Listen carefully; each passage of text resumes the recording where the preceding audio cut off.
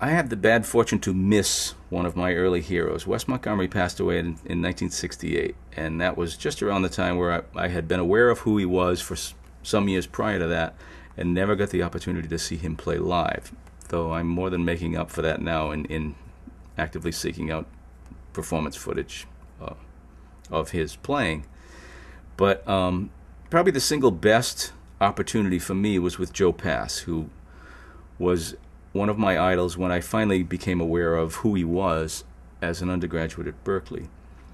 I met him in 1974 and took a lesson from him in Boston after he played at the Jazz Workshop, and that was the beginning of a 20-year relationship that I had with Joe. That was the single biggest blessing in my career as far as a hero. I was still living on the East Coast, and I would see him occasionally if he came to town or if he was in Boston, or a couple of times we were playing in New York, different places, and we'd get together and play and whatever.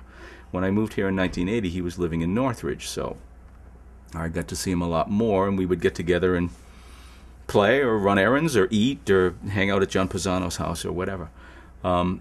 So that for me was huge in terms of being able to be around someone who was a major influence and just like a total hero of mine. And I feel very blessed to have had the opportunity to spend the kind of time that I got to spend around him. Like I said, the Guitar Night thing allows them to be around a lot of people that they might not have met otherwise, and then we bring in clinicians regularly. So we've had a lot of everybody from Pat Metheny to Kurt Rosenwinkel to Peter Bernstein. Vic Juris is coming tomorrow. So we regularly bring in a series of clinicians every semester, and the students get to interact with them. They go to hear them play at Jazz Bakery or Catalina Bar and Grill or wherever they might be playing in town. So, and we have a mailing list of our activities that goes out to the students regularly, and anything that we become aware of, we always send around, an email notice just to make sure that they're all aware of that whole aspect of living in Los Angeles, if in case by some chance they weren't.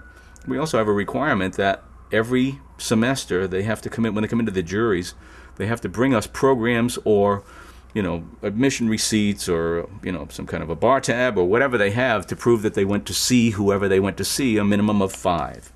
So that could be School of Music recitals, but very often it's, I went to see Dave Liebman at the Bakery, and Vic Juris was a guitar player with him, and like that. So, we sort of built it into the jury requirement as well.